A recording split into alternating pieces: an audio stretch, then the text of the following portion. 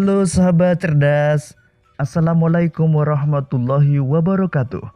Pada kesempatan kali ini, kita akan belajar pada tema 9, benda-benda di sekitar kita. Subtema 2, benda dalam kegiatan ekonomi. Dan kita sampai pada pembelajaran kedua. Sahabat cerdas, sebelum kita mulai pembelajaran kita, jangan lupa untuk berdoa terlebih dahulu. Minggu pagi, Siti membantu ibu membersihkan rumah.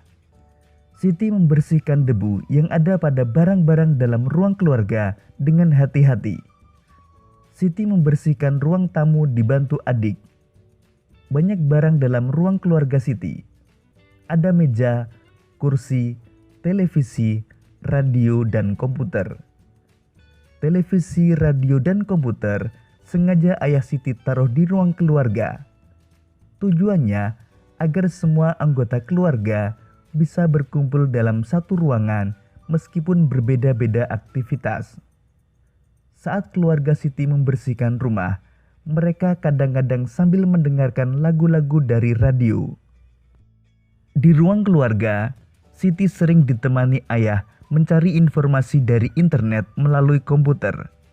Sementara itu, adik didampingi ibu duduk di kursi nonton televisi. Keluarga Siti hidup rukun. Kerukunan keluarga Siti juga tampak saat bekerja sama membersihkan rumah. Sahabat cerdas, di ruang keluarga Siti ada beberapa alat elektronik. Siti membersihkannya dengan hati-hati. Apa sajakah alat-alat elektronik yang ada di ruang keluarga Siti?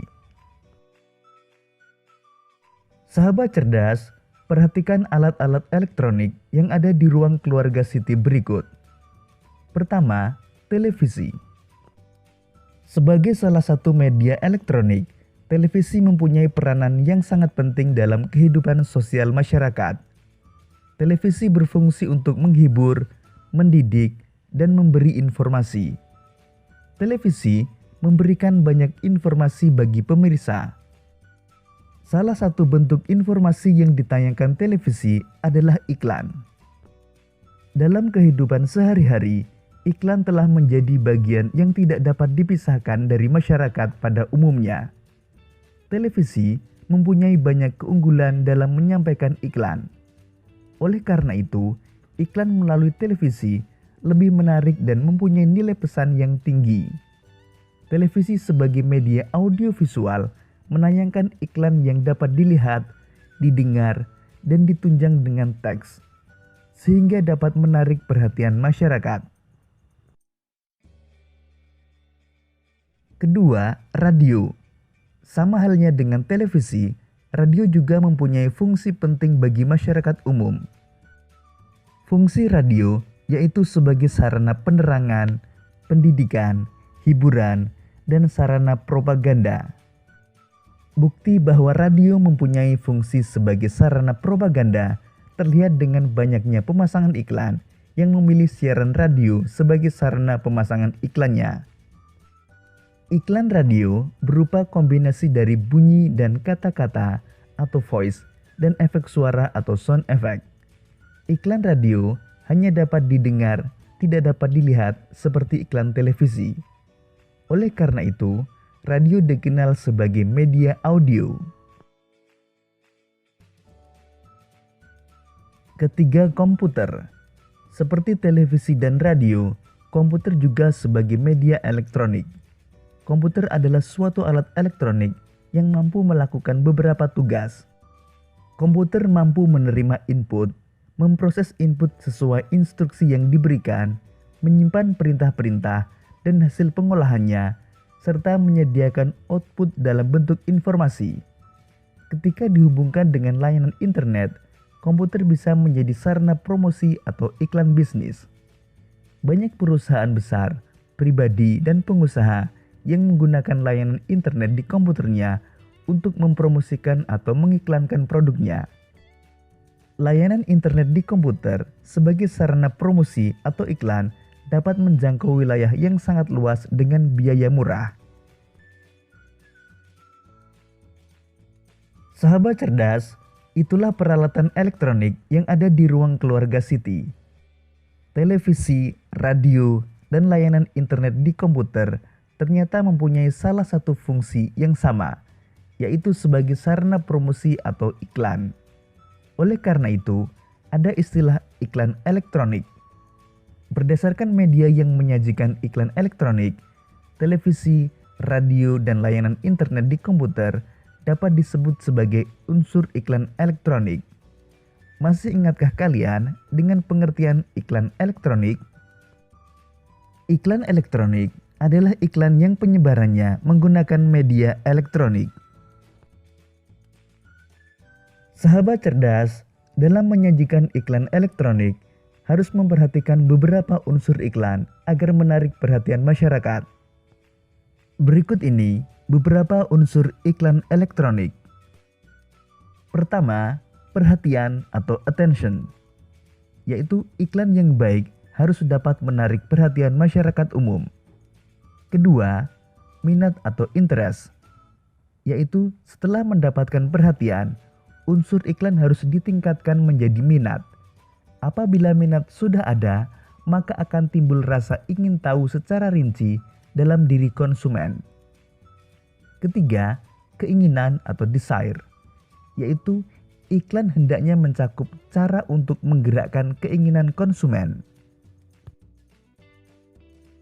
Unsur yang keempat adalah rasa percaya atau conviction, yaitu untuk mendapat rasa percaya dalam diri konsumen, sebuah iklan harus ditunjang berbagai kegiatan peragaan. Kegiatan peragaan diantaranya seperti pembuktian atau sebuah kata-kata. Unsur yang kelima adalah tindakan atau action, yaitu tindakan merupakan tujuan akhir dari produsen untuk menarik konsumen agar membeli atau menggunakan produk dan jasanya. Sahabat cerdas, berikut ini perbedaan unsur iklan elektronik yang terdapat pada radio, televisi, dan internet.